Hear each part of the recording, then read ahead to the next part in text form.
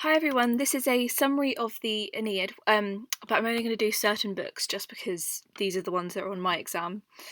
So it's books 1, 2, 4, 6, 7, 8, 10 and 12. Okay, so I hope this is useful. I'm sorry if you needed the other books. I guess you'll have to find that elsewhere. Okay, so the themes of book 1 are predominantly divine intervention, the gods' relationships with each other, family, new beginnings, civilization and love. It's kind of a broad mix. Virgil, the poet, begins by saying, "I sing of arms and of the man fated to be in exile." This is interesting. Well, actually, before I start, I'm going to say Virgil was right from the Roman Empire under Augustus, Emperor Augustus, whereas the other epic poems that exist predominantly are by Homer in ancient Greece, a long time before that, so centuries before Virgil was writing. So Virgil was inspired, and we can see this quite a lot, by Homer and the Iliad and the Odyssey. And this is why. So he begins by emphasising his own personal achievement before invoking the muse, which is atypical of epic poetry.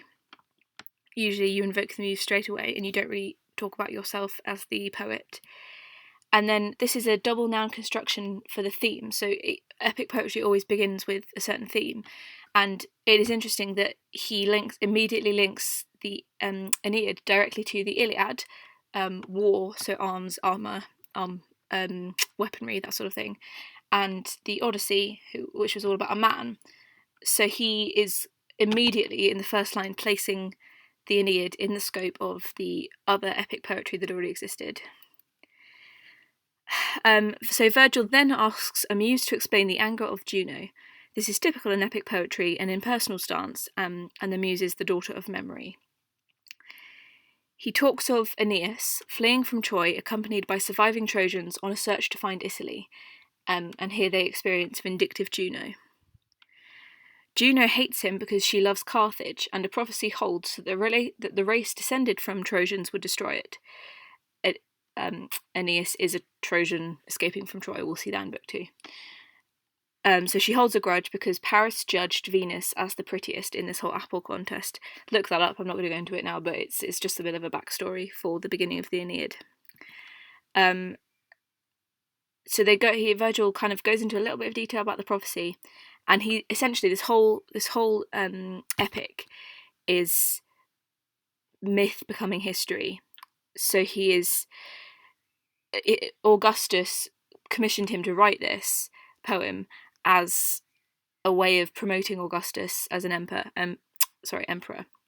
He is linking Augustus's heritage directly back to Aeneas, this amazing hero, and so that is the sort of premise of this entire story.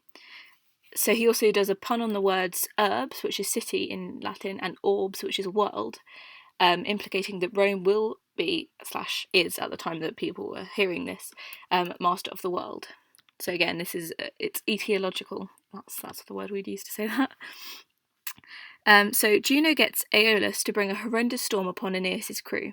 It is destructive until Neptune tells the winds that Aeolus has overstepped and calms the water. So Juno bribes him with her nymph Deiopeia. The storm is a symbol of the turmoil of human motions and fate. Another thing about Virgil that you'll see in the summary is that he is very anthropocentric, so like focused on man and emotions, and he's very sort of reflective, a lot more than Homer was. And so this is the first time that Aeneas is met, which is relatively far in for an epic poem, and we first see him complaining, which is odd again. Although actually it parallels with Odysseus in the Odyssey, because he's first seen crying. However, we also see him in his horror of this storm. He's still encouraging his crew, so that's obviously positive. The remaining 7 ships head for the only nearby land, Libya. When they land, Aeneas reminds them of previous deadly adversaries to stop recklessness. Oh, by the way, Libya is, obviously we now know it as Libya, but it was Carthage at the time. So previous deadly adversaries were Scylla and the Cyclops, which are references to the Odyssey. So on Mount Olympus, Venus begs Jupiter to help the Trojans. He assures her that Aeneas will eventually find Italy, and his two descendants, Romulus and Remus, will found the mightiest empire in the world. So Venus is Aeneas' mother, parallel with the Iliad, in which Thetis is Achilles' mother. So, they're all linking up here. Jupiter, so Juno and Jupiter, obviously in Greek, this would be Hera and Zeus. They act as a contrasting pair in the Aeneid, anger versus serenity. So throughout this, Juno is incredibly angry. She is the main villain, like Poseidon in the Odyssey. And Jupiter is the serene, overall kingship kind of thing. Which is, again, perhaps a presentation of what an empire, an emperor should be. I don't know why I keep saying that. So yeah, maybe that's a parallel. Who knows? Okay, so Jupiter sends Mercury down to Carthage to make it hospitable to the Trojans. Mercury is Hermes. Sorry, I don't know how much to go into. So in the woods, Venus appears to him, Aeneas, disguised as a huntress, and relates how Dido came to be the queen of Carthage.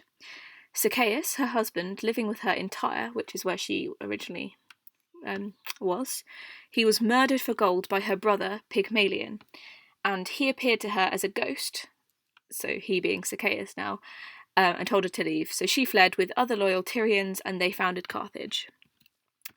This is the huntress thing. It's an unusual disguise for Venus, and it emphasises her impersonality to Aeneas and the gap between gods and men. Also, it's interesting, he can only see hunters in this new land. It's a very hostile environment in his perception. So the fact that Dido, this woman, fled from trouble shows her as a strong, independent woman. Love that bit of feminism. And she has founded, or is in the process of founding, a city, which is, again, amazing for a woman, particularly in the patriarchal society of the Roman Empire. Classic little phrase there. So Venus advises him to talk to the queen, who will welcome him. Aeneas and Achates approach Carthage in Venus's invisible mist, and they see a shrine to Juno with images of the Trojan War. Again, throwback to the Odyssey. We've got book 7, where Athene puts him in invisible mist, and then later on as well when he lands back on Ithaca. So it's a classic motif there. This, when he sees the images of the Trojan War, he senses a sympathy not received since Troy's fall. So he's very conflicted about how to feel, like whether he should be safe in Carthage. In Dido's court, they see many of their comrades asking Dido to help rebuild their fleet. She gladly agrees and wishes she could meet their leader. Achates tells Aeneas that Venus must have told the truth, and Aeneas reveals himself. So the fact that it's a court is very civilized, and when he reveals himself, he is glorious and he looks like a god. It's all wonderful. Except I always think it's a bit weird that he is hiding. Obviously not is he hiding in the first place because he doesn't know, but he sees these other people and sees Dido being kind, and yet waits quite a long time before he reveals himself. And even then, it is Achates who tells him to reveal himself rather than his own idea. So that questions his own sort of leadership and autonomy. Dido is awestruck and invites the Trojans to dine in her palace. Aeneas sends Achates to get Ascanius, his son, and gifts for Dido from the ship.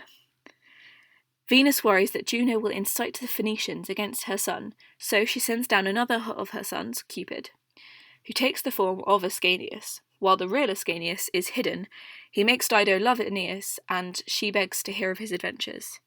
So this is a bit of divine intervention. We see Venus sort of meddling, typical, using love. That's her typical thing. Obviously she's Aphrodite in Greek. She is goddess of love, so she's using love to sort things out for her. And it is this love for Aeneas of Dido that ruins her, plagues her. we've seen her, she begins being described as beautiful, but throughout the epic, we'll see in Book 4 particularly, she deteriorates, which is very sad. But you will learn more about that later. Okay, Book 2. So the key themes of this are sorrow, treachery and deception, divine intervention, war, duty, family, and love. At Dido's request, Aeneas begins telling his story, although he does acknowledge that this will make him re-experience the pain, which is a very Odyssean sort of... it's just very emotional constantly, and making people very aware that you are such an emotional person. It annoys me, but, that's what he does. So 10 years into the Trojan War, the Greeks have constructed a giant hollow wooden horse in which the best soldiers are concealed while the rest of the army hides elsewhere. This sight baffles the Trojans, and Troy shook itself free of its long sorrow. The horse is so big, its ribs are made of whole pine trees. And it baffles the Trojan. This is one of the things they say. They say, "I'm afraid of Greeks, even when they bear gifts," which is kind of appropriate, as we will soon see. And obviously this is irony. If you don't know the story of the Trojan horse, I'm sure you do. You'll soon find out why that's ironic. So Sinon, a Greek man, is near the horse, and he explains that the Greeks wanted to flee for some time, but couldn't because of storms. And so a prophet told them to sacrifice one of their own, who they decided would be Sinon. So he says he managed to escape during the preparation, and so the Greeks left him behind with the gift of the horse. So in doing this, he denounces the Greeks. He swears his allegiance to the Trojans. So the Trojans show him pity. They say, "You will be one of us," and ask the meaning of the horse. He says, "It was an offering to the goddess Minerva, who turned against the Greeks after Ulysses, aka Odysseus, desecrated her temple. If any harm comes to the horse, Troy will be destroyed by Minerva. But if the Trojans install the horse in the city, they would rise against southern Greece." This is described with all his Greek arts and stratagems. The priest Laocoon is cynical, having already hurled a spear at the horse. After Sinon finishes speaking, 2 giant serpents rise from the sea, killing Laocoon and his 2 sons as punishment, in inverted commas. The snakes then slither up the shrine of Minerva, and this is interpreted as an omen that they must appease her. So this is irony, because the sacrifice, obviously a priest conducts sacrifices, is now being sacrificed, and this shows that the gods are on the Greeks' side by the end of the Trojan War. Obviously it is his fate, but they are deliberately misleading the Trojans. Obviously the snakes are sent by the gods, and the way they slither up the shrine of Minerva suggests that they are confirming Sinon's story, when realistically this is not the case. It's all a plot. So clearly the gods have decided, and they're now completely on the Greek side. They wheel the horse into the city, and then at night, Sinon releases the hidden Greeks, who kill the Trojan guards and then open the gates for the rest of the army. Hector appears to Aeneas in a dream. He looks very dishevelled, and tells him even that the city has been infiltrated and that he must escape. Aeneas climbs to the roof and sees the city in flames. He grabs his arms and runs to the heart of the city with his men, after a dramatic speech of encouragement. They kill many Greeks, but are 2 outnumbered, and so they go to Priam's palace. It was prophesied even, that's the proper way of saying it, that his ghost would appear when Troy fell. So this is a symbol that Troy is about to fall imminently. And also he is a symbol of Troy, so the fact that he looks dishevelled shows, and obviously it's a deterioration from the perfection and beauty that we saw in the Iliad. It shows that Troy is in itself deteriorating. Virgil uses a simile of a shepherd to describe Aeneas leading his men, and that is obviously showing that Aeneas is the shepherd of his new people. Okay, so Pyrrhus leads the Greeks into the palace, killing Polites, Priam's son, and then slaughtering Priam at the altar. He is described as a snake in a similar way to Aeneas when he put on his armour. And so that leads us to question, are there parallels, or is this just a common image? So the graphic imagery shows the horror of war. It's very, very graphic the way he kills him. And then the fact that Priam is slaughtered, it makes Aeneas think of his own father. This decapitation is supposed to be reminiscent of the death of Pompey during the civil war in Rome, which was under Caesar. Obviously, the people in the Aeneid wouldn't have been aware of this, but the people hearing the Aeneid, so Virgil's contemporaries, this would have been relatively fresh in their minds, and so they would have probably understood this link, recognised it. Aeneas sees Helen hiding and wants to kill her, but Venus appears, saying that the gods are to blame, not Helen. She advises Aeneas to flee. So she is described very differently from Aphrodite in the Iliad. So he goes to Anchises, who is his father, and Anchises refuses to leave. Then an omen of flame on Ascanius' head and a falling star in the sky convince him to go. This is divine intervention. It shows that the gods aren't wholly against Troy, or at least they aren't. Obviously, we know it's Aeneas' fate to found the new city, or to begin the founding of Rome, and so the gods are not condemning the entirety of Troy. They're just fulfilling fate in both ways, and this, by helping Aeneas leave, it is fulfilling fate. Aeneas piggybacks his dad and holds his son's hand, along with his wife Creusa and other followers. So this is both fatherly concern and a son's duty. And it's a very positive characterization, but it's interesting that obviously this is so paternalistic. Everything is about the man. That it's horrible for a son to die before his father, but a woman is considered less important. That is why Creusa just follows, and why Anchises gets to be piggybacked and Ascanius gets to be held by the hand. It shows the importance of father-son relationships, and also by doing that shows the lack of importance of women in society. Creusa is lost from the group without anyone seeing her disappear, and so once out of the city, Aeneas returns to look for her, but he meets her spirit, so she's dead. Although sudden, this death is necessary in order for Aeneas to fulfill the prophecy of marrying Lavinia and founding Lavinium. This all happens very much later. So it's a bit weird that Creusa is met and then dies within a couple of passages, really. But it's I don't think we're supposed to grow too much of an affection for her. She's more just a trope to show that he's got this family, he's got a legitimate family, that's why he has a son, etc., etc., but he needs to be able to marry Lavinia for the prophecy to be fulfilled, and in which case Creusa needs to die, so she may as well die in Troy, where it's more expected, obviously, because there's a siege going on. So she tells him not to be sad, because a new life awaits him in Hesperia. He leaves Troy and leads the survivors into the mountains. Also, I always think it's quite amusing how calm she is. She's just died, and she's like, yeah, lol, it's your fate to go and, found a new city, marry a new woman. Don't worry, you can do it. She's not at all concerned. She's very self-sacrificing. I actually quite like her character, even though she's so limited. Right, book 4. We've skipped book 3. Basically, all that happens, they're travelling back from Troy.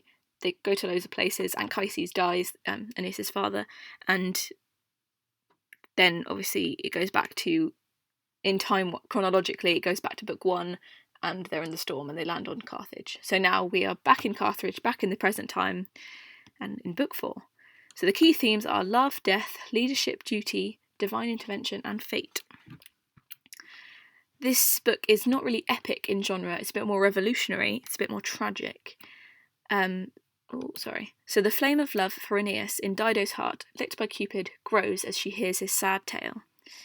Dido is hesitant to admit her love for Aeneas because she swore never to marry again after the death of her husband. So Aeneas is almost silent in this book. It is completely focused around Dido. Again, this is very revolutionary. Epics are typically all about the hero. I mean, he's the eponymous hero. His name is the title of the poem. Yet this book is really only about Dido and her experiences. It's very interesting. So he is characterised in glory. So she says, "What courage in his heart, what a warrior. I do believe he is descended from the gods." So we, clearly this is what is attractive in a man at these times. Her sister, Anna, says that marrying Aeneas may help Carthage because he would attract a following of Trojan warriors. And so Dido submits to her feelings and halts the work of city building. This is portrayed with an epic simile. Dido was on fire with love and wandered all over the city in her misery and madness like a wounded doe.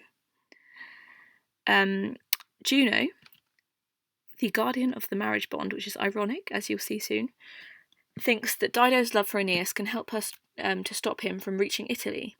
And so, pretending to make a peace offering, she suggests to Venus that they get Aeneas and Dido alone together in a cage. In a cave. Sorry. If they marry, the Trojans and Tyrians would be at peace, and so would Venus and Juno. Venus can completely see through Juno's lies. Obviously, Juno is just trying to stop Aeneas from reaching Italy and fulfilling his fate, but Venus just goes along with it. The cave is a symbol for Dido and Aeneas' removal of reality, and they call it marriage, but they really just mean a sexual union, and so it's up for debate about what commitment this is, and this will be strongly debated by Dido and Aeneas soon. Whilst Dido's court and guests are hunting, Juno sends a storm, which leaves Dido and Aeneas sheltering alone in a cave. This is repetition of the language used in Juno's plan. They have sex in the cave, and then live openly as lovers out of the cave. Dido thinks this means that they're married. So Aeneas, it's interesting that Aeneas is not under the influence of the gods, yet he still succumbs to his passion. Dido, on the other hand, has been made to love Aeneas by Cupid and Juno, and Venus, etc. Yet Aeneas hasn't, and he still submits to this weakness, even though he knows his fate. He knows that he shouldn't be able to stay here. So, again, this is a weakness of Aeneas. So rumour, personified, spreads, saying that Dido and Aeneas have neglected their duties and surrendered to lust.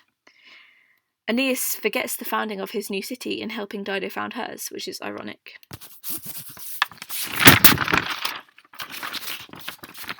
Iarbas, a rejected suitor of Dido, is very angry when he hears this news, and he prays to Jupiter in anger. He calls Aeneas second Paris and says that they are allowed he, like his people, allowed Dido to found her little city. Misogyny, classic misogyny.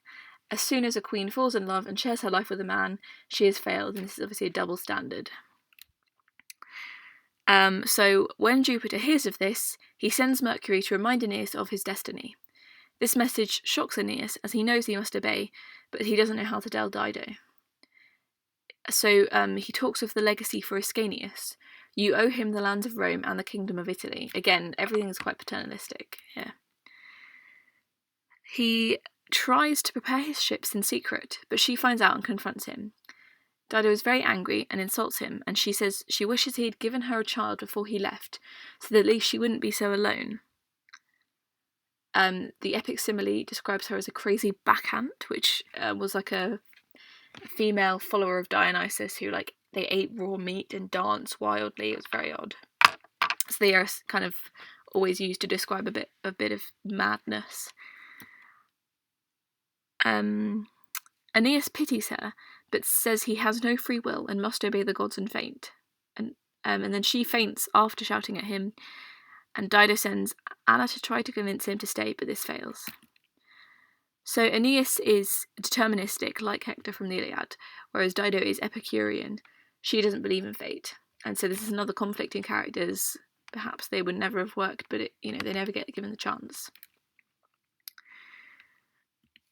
Aeneas's suppression of emotion is very stoic, and he only actually tells Dido of his love in book 6 when it's too late. So he does actually love her, but that's besides the point when fate is concerned. This is it's like a new form of hero. While the Homeric hero was self-sacrificing for the sort of good of your, like, you're sacrificing yourself, but for glory, for kleos, for your own interests, whereas the Roman hero is self-sacrificing for the greater good, for his people, for his legacy, for his son, rather than for his own things. Because if he was acting for himself, he would have stayed in Carthage and been with Dido. So Dido is in emotional turmoil because she still loves him. She lays offerings that turn into bad omens, such as black milk and gruesome wine, and then she decides to die. This is more like, again, as I said, more like Greek tragedy than epic. She is a tragic heroine, suicidal like Antigone and Electra, and angry like Medea. Her ignorance of divine plan leads to tragedy. Dido instructs Anna to build a fire in the courtyard to burn Aeneas's things. That night, so she makes an effigy of Aeneas and lies it with his belongings that he'd left behind, which is almost like a funeral for him as the place of her death, which is fitting. That night, Aeneas can't sleep. Mercury visits him again to tell him to leave without delay because they are in danger. He knows that Dido is planning a desperate act. And he wakes his men and they sail. Mercury says, "Women are unstable creatures, always changing." Again, much, much more classic misogyny. So Dido sees the fleet leave and is overcome with suicidal grief. She climbs onto the pyre made by Anna, throws herself upon a sword that Aeneas left behind, cursing him. Anna realises that she built the pyre for her sister. So the curse is that he must be harried in war, driven from his land, torn from the embrace of Iulus, which is also Ascanius, his son, see innocents die, there be no peace between Carthage and Italy. And then she calls upon an unknown avenger, who we obviously now know, but at the time Dido wouldn't. He would be Hannibal, a famous Carthaginian leader in the Punic Wars. As she dies, she sends him the omen of her death. It's very dramatic and typically tragic. Anna wishes that they could have died together, which is like Ismene in Sophocles' Antigone. Very tragic again. Juno takes pity on Dido and ends her suffering. So book 6. The key themes are death and burial, fathers and sons, fate, punishment, legacy, and pietas.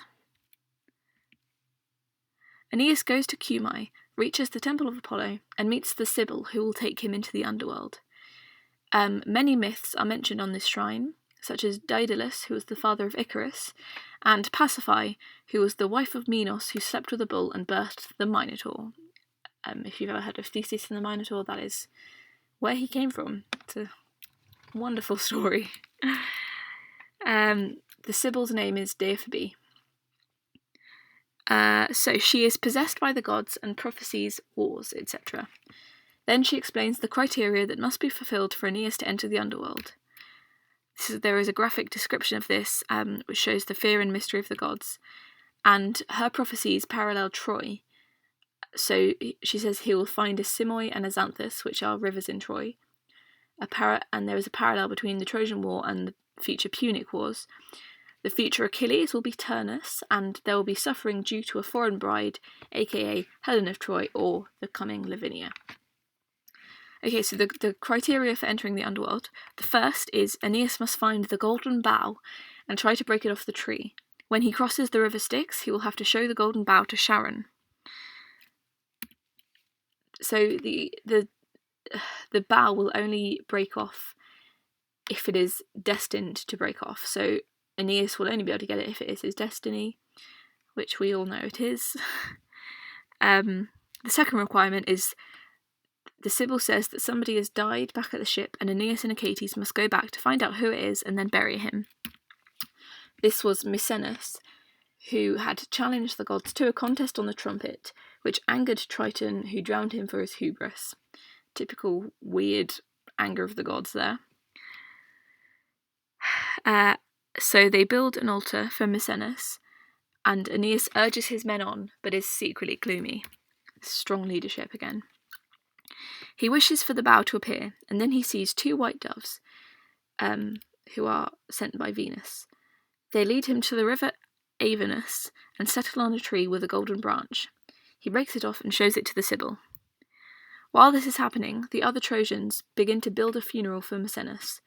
Aeneas joins in and makes a tomb. After the burial, he carries out the commands of the Sibyl. There is a huge cave and wood which no birds could fly over. The Sibyl begins to sacrifice bullocks, while Aeneas sacrifices a lamb to the night and a cow to Proserpina. Then loads carcasses of bulls onto an altar for the Stygian kin. This is the king of the underworld.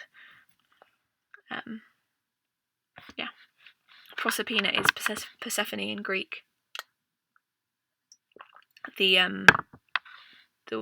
mortal woman who ended up marrying Hades, or the king of the underworld. The earth shakes, and the Sibyl tells Aeneas to follow her into the cave. In the cave, before reaching the river Styx, they meet personifications of negative abstract concepts and monsters, such as grief, revenge, sleep, death, and sloth, and the monsters such as Hydra, Gorgons, Harpies, Centaurs, and Briareus, who has 100 heads.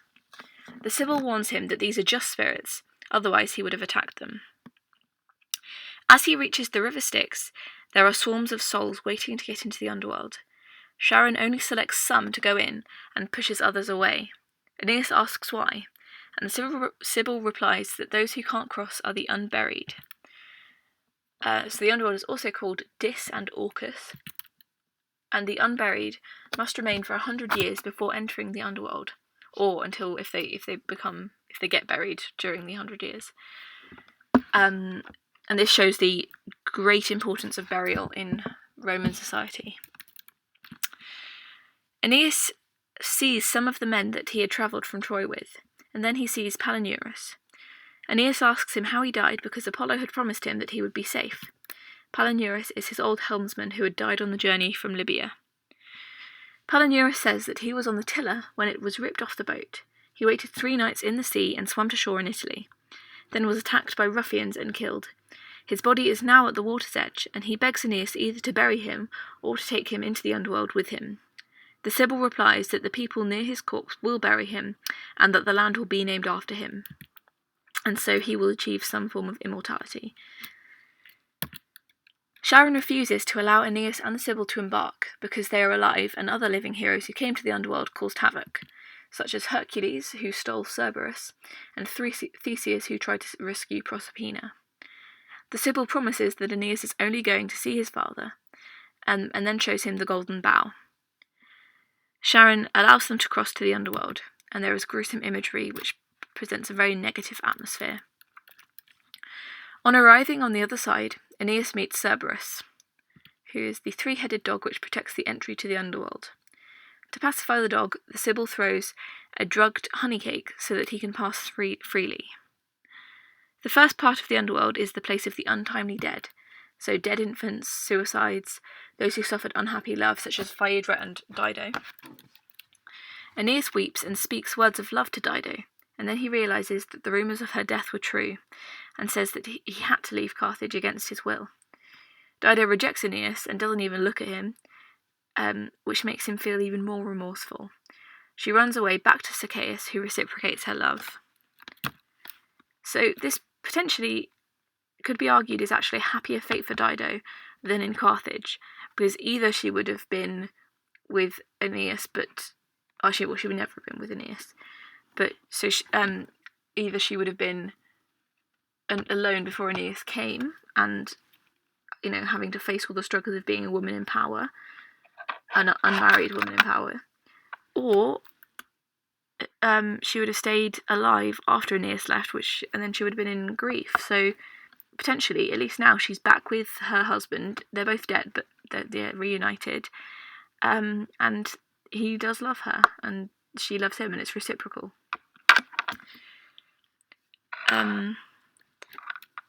Aeneas now meets the deceased warriors, and he sees all the dead Trojans, for example Glaucus.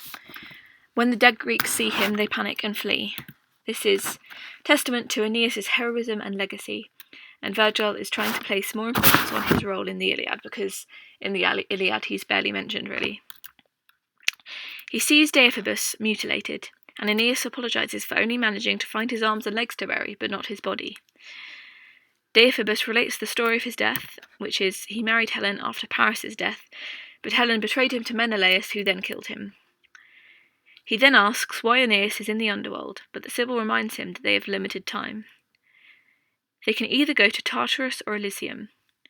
She explains the punishment in Tartarus, such as Titius, who had an immortal liver, which is perpetually pecked at by vultures, and Tisiphone the Fury is guarding Tartarus, and the Titans are at the bottom of an abyss.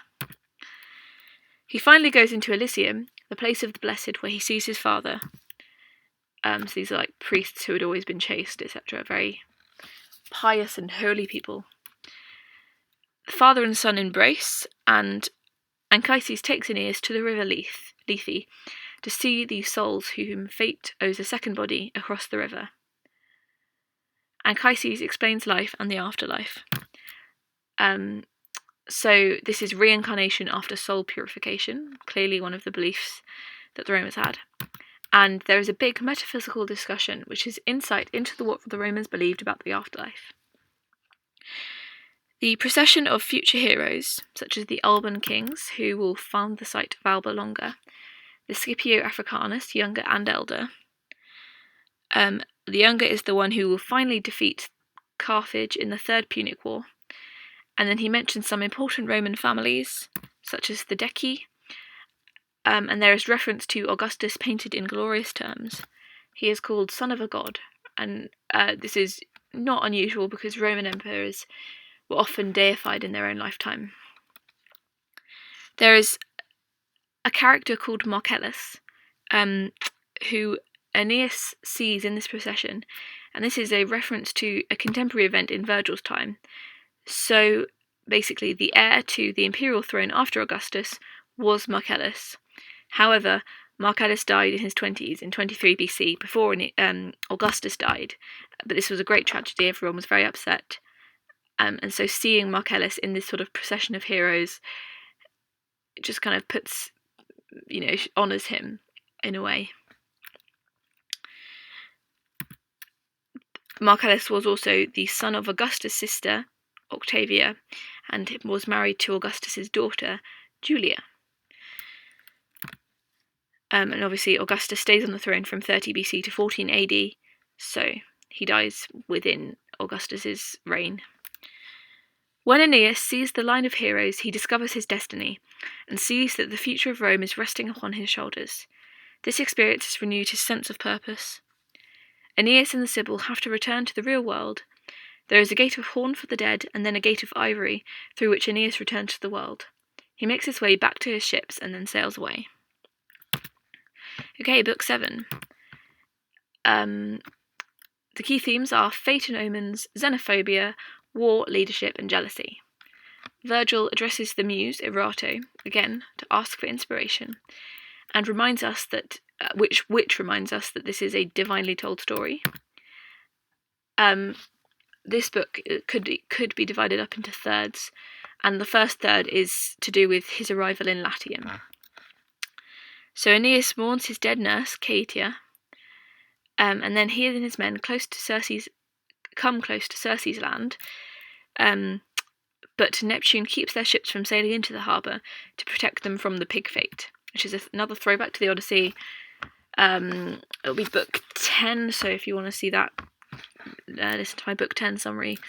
But yeah, it's just another reference to the Odyssey to place this in supposedly on par with Homeric epic. They keep sailing, and Aeneas sees lands. He directs his men to sail to the land. Negative portents about the proposed marriage between Lavinia and Turnus are mentioned. So Lavinia's long hair caught fire, and fire shoots out everywhere. And it was prophesied that Lavinia would have a bright fate, but a great war would come upon the people. Latinus goes to the oracle of Faunus, and the oracle indicates that Lavinia should marry a foreigner. So this is a whole new family. Basically, Lavinia is the woman who Aeneas is destined to marry. Latinus is the kind of king or leader of one of the Latin tribes on sort of the Italian land. He is who Aeneas goes to first. Turnus is a Rutulian warrior, so from a different tribe, and they are supposedly supposed to get married, him and Lavinia. So she is like a princess of a tribe, essentially. The oracle of Faunus, so Faunus was Latinus' ancestor. And this is what the oracle says. Do not seek to join your daughter in marriage to a Latin. O my son, do not place your trust in any union that lies to hand. Strangers will come to be your sons-in-law, and by their blood to raise our name to the stars. So Latinus has been given this prophecy, and so this is why he is so kind to the Trojans. Before the Trojans meet Latinus, they are eating off flatbread, or what is essentially flatbread. It's like wheaten cake, like tables. Wheaten cake, and it looks like tables. They're using it like tables because they're eating other food off of it. And then they begin to eat the actual flatbread. And this, sorry, it's a very weird prophecy. Basically, there was a prophecy that in book 3, when Aeneas met a harpy, and he prophesied that the Trojans would have found their new settlement, the fate of Aeneas, when hunger made them eat their tables. So Ascanius sees that they are eating the flatbread, which acted like a table, and says, oh gosh, the prophecy. And Aeneas says that the prophecy from book 3 has now been fulfilled, although he misremembers this prophecy because he says it came from Anchises when realistically it came from a harpy. Whew, that's a very weird prophecy. Jupiter thunders 3 times and sends a cloud with rays of light to confirm what Aeneas has just said. So they now know that the land that they are on is where Aeneas is destined to found his new settlement, which is significant because obviously otherwise they probably would have just continued sailing. So yeah, arguably the first half, so books 1 to 6, are the Odyssean half because it's all about travelling, etc., etc. And now the books 7 to 12 are usually called the Iliadic half of the Aeneid because he's found his land, he's not going to travel anymore. It's more going to be about battle and territory. Aeneas starts building the city in his eagerness, whilst 100 men are sent to ask for peace from the locals, bearing gifts. They have images of Athene with olive branches, etc. Latinus is very welcoming, which is giving basically the Roman version of Xenia, offering gifts, etc. to Aeneas' men. He interprets Aeneas' arrival as relating to the oracle and envisaging Aeneas as the husband for Lavinia. Latinus is happy to offer guest friendship, but wants Aeneas to come and ask for it himself. He mentions a betrothal between Aeneas and Lavinia, and gives each Trojan a great horse. He then chooses a chariot and a pair of heavenly horses. The men return to bring Aeneas messages of peace. Juno tries to prevent the marriage alliance, because obviously, we all know, she's just the sort of villain throughout this. She wants to prevent Aeneas' fate. Obviously, she can't, but she wants to do as much as she can to prevent it, or at least prolong it before it happens. So she summons a fury from the underworld called Alecto, and orders her to do whatever she can to sow the seeds of recrimination and war. Alecto goes to visit a martyr. So the second third of book 7 parallels with book 1, because in book 1 Juno asks Aeolus to send a storm to blow the Trojan fleet onto the African coast, and in book 7 Juno sends Alecto to cause havoc. Alecto goes to visit a martyr, who is Lavinia's mother and Latinus' wife. Alecto hurls a snake at a martyr, which slithers down her clothing and spreads a poison, and a martyr is sent into a frenzy. She is described with a simile like a spinning top and like a bacchant, which is similar to Dido in Book 4, as paralleling the madness of the female characters. A martyr has always been opposed to the marriage of Lavinia and Aeneas. She wants Lavinia to marry Turnus. And then her argument for this is she knows the prophecy that Lavinia should marry a foreigner, but she says that Turnus is a foreigner because he's from a different tribe. He is the prince of the Rutulian tribe, and so this would be fulfilling the prophecy. A martyr runs through the city and hides her daughter in the woods, dedicating her to Bacchus. Rumour spreads, again personified like in Book 4, and other mothers in Latium run to a martyr like Bacchants. A martyr holds a torch and sings a wedding hymn for Turnus and her daughter. Alecto then visits Turnus, disguising herself as an old priestess while he is asleep. She reproaches him for not standing up to Latinus, and says that Aeneas has usurped his position as Lavinia's betrothed, and that there must be war. So the priestess was called Calliope, but he is contemptuous to her, saying war is the business of men, which is a throwback to the Book 6 of the Iliad, where Hector tells Andromache that war is the business of men, get out, stop, you're a woman, don't talk about it. So Turnus says this to Alecto, described as a priestess, saying that of course he'll sort Aeneas out. She then reveals herself in her true form and hurls a burning torch at him, which lands in his heart and fills him with anger.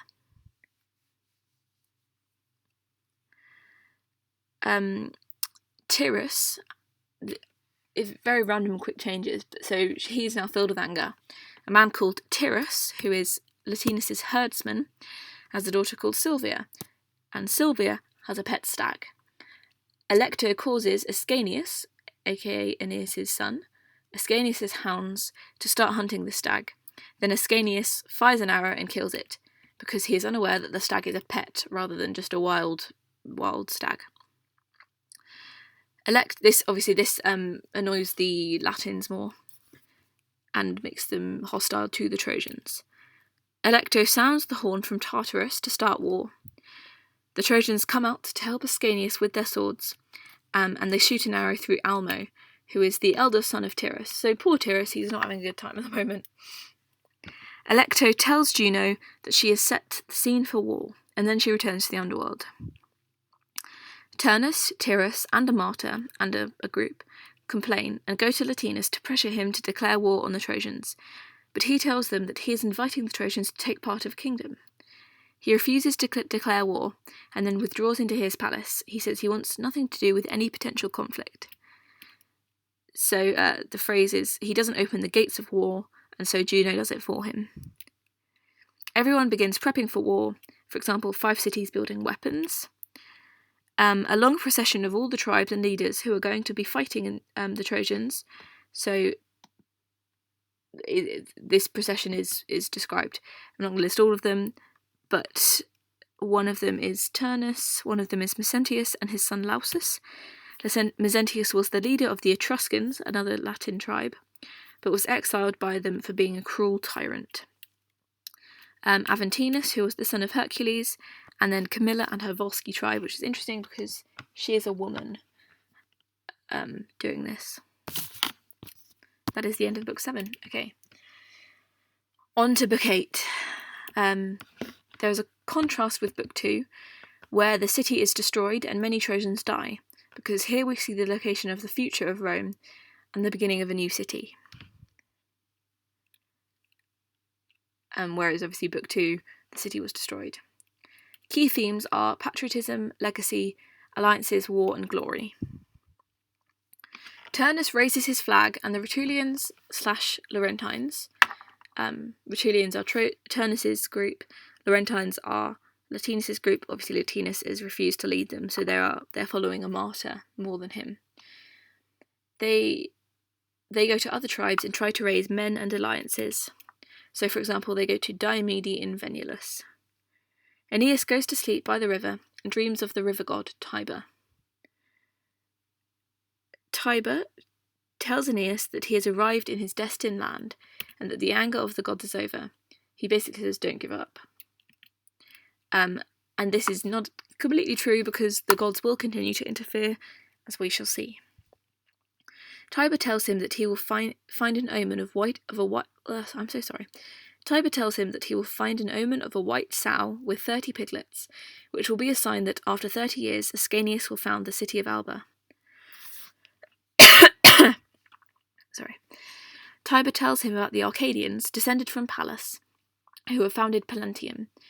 He says that they are continually at war with the Latin race, and so Aeneas should seek an alliance with the king of the Arcadians, aka Evander. Pallantium is the site which will become Rome in the future, so it will excite the Roman audience. Tiber will take Aeneas to the Arcadians, but he should offer prayers to Juno to placate her. And then Tiber says that he will be repaid when Aeneas is victorious. Aeneas wakes up and prays to the Laurentine nymphs and to Tiber. He puts his comrades on a boat and then sees the white sow and piglets in the trees, and so he sacrifices them to Juno. He sails up the river and then sees a city, which is Evander's Pallantium. So Tiber calms the ripples, and the nature around the river is personified to demonstrate awe at Aeneas' greatness. So, like, the trees are shown to quiver, or, be in awe at him, basically. As the ships arrive in Arcadia, most people run away, but Pallas challenges the Trojans, asking who they are and why they're here. The Arcadians, at this point, are performing yearly rites in honour of Hercules, and Pallas is Evander's son. Aeneas holds out an olive branch and says that they are Trojans descended from Dardanus and are at war with the Latins. Aeneas says that they have come in peace and seek an alliance with Evander and the Arcadians. Pallas is in awe at the name of Dardanus and invites them to meet his father. He takes Aeneas by the right hand, which is a sign of good faith. Evander receives them hospitably, and Aeneas explains why he has come. He says that he isn't fearful that Evander is a Greek. Obviously, Greeks and Trojans are always against each other. And related to the sons of Atreus, because Aeneas is joined to him by courage, and their fathers were kinsmen. He says that they are related far back and have a common enemy, the Rutulians. So they are both descendants of Atlas, which is why they can say that they are kin to a degree. Evander remembers meeting Anchises, Aeneas' father, and being in awe of him. He gives them hospitality and calls for food and drink, which is bull meat and wine, etc.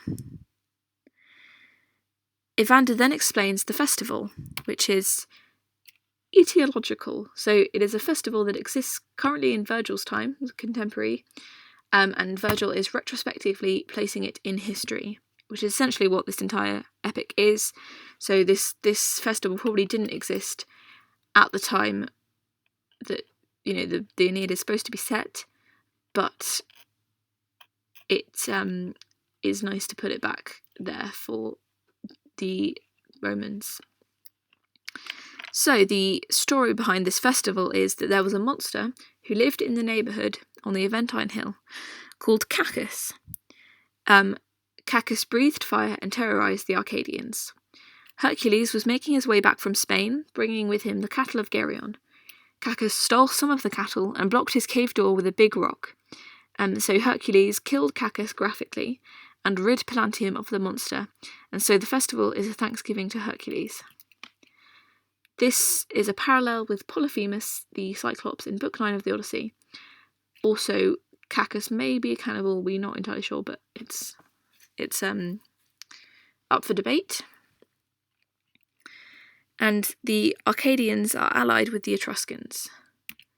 And obviously, what I just mentioned, the Etruscans' king Mezentius was exiled for being a tyrant and had now allied himself with Turnus.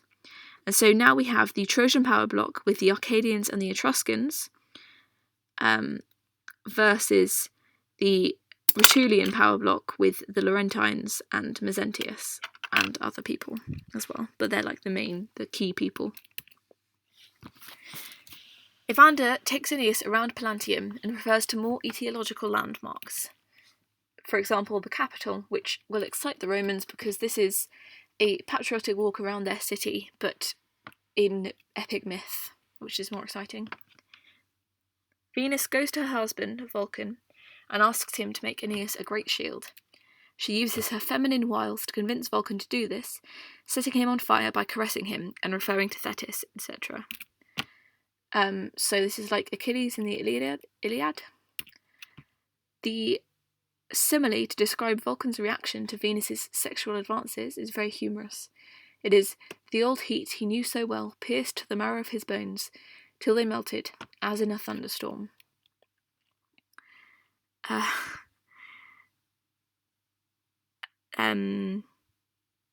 So Vulcan says that she shouldn't use so many arguments and persuasive techniques. He will do this, make the shield, and would have done it for the Trojans during the Trojan War.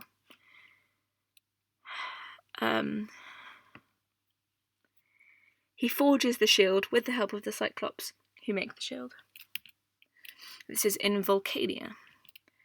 And this is another opportunity for patriotic glorification of Rome, which is throwback to Book 6 with the procession of heroes in the underworld. So yeah, the shield represents a lot of, future things that are going to happen in Rome's history. Elsewhere in Vulcania, Cyclops are building things for other gods. Mars is getting a chariot and Athene is getting armour. Vulcan tells the Cyclops to stop building these things in order to build Aeneas' shield quicker. This represents Aeneas' reputation and glory because he is being prioritised over other gods, which is obviously quite significant. Back in Pallanteum, Evander wakes up and walks with Pallas, bumping into Aeneas and Achates, who are also walking early. Evander tells Aeneas that he has a plan to help him. He talks about Mezentius and the Etruscans. Evander asks Aeneas if he will lead their alliance, because there is an oracle that says that the Etruscans' army must be led by a foreign general. Evander won't get involved in the fighting, but will send his son Pallas with Aeneas. Aeneas is told to set off and meet the Etruscans, who are led by Tarchon for now, but Aeneas will later take over, because he has to be a hero, he has to be in charge. Venus sends lightning and thunder as a favourable omen for Aeneas, and a warning that war is coming. Aeneas recognises what this means. Evander is very sad to be leaving Pallas, wishing that he was young again and reminiscing about his previous battle victories. He prays to Jupiter to protect Pallas. Venus brings Aeneas the shield that the Vulcan had made for him, and Aeneas is in awe. So the god of fire, with his knowledge of the prophets and of the time that was to be, had laid out the story of Italy and the triumphs of Rome.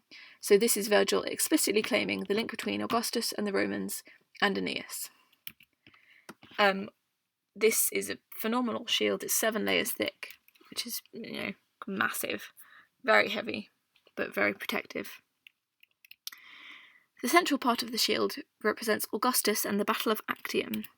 This was in 31 BC, when Augustus, who was then called Octavian, defeated Mark Antony and Cleopatra with their forces from the east. It shows Augustus with a flame on his forehead, throwback to Book 2, where Ascanius has a flame on his forehead. And it shows Agrippa, Augustus's general, a contemporary. Preparations for the battle, an asp, which was a poisonous snake that Cleopatra allowed to bite her in order to commit suicide when she saw that she was losing, and the victory celebrations. There are also lots of other vignettes to do with Roman history. There are 54 lines dedicated to this. The Capitol is at the top of the shield, and the Gauls, which links to a historical story. So the Gauls rebelled from Roman rule and attacked the Capitol in 390 BC. This is also known as the story of the sacred geese, because the sacred geese, apparelled in silver, warned the Roman general, Manlius, that the Gauls were going to attack. So this shows that the Romans are protected by the gods. At the bottom of the shield is the underworld, which is divided into two, Tartarus and Elysium. So Catiline is in Tartarus because he organised a conspiracy against Rome, which was put down by Cicero, whereas Cato is in Elysium, which shows the triumph of justice. This demonstrates that people who conspire against the Roman state will be punished in the afterlife.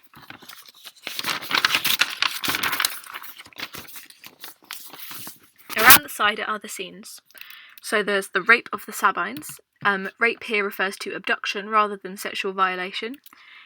In mythology, there weren't enough women to marry, and so the Romans went to a neighbouring tribe, the Sabines, to fight.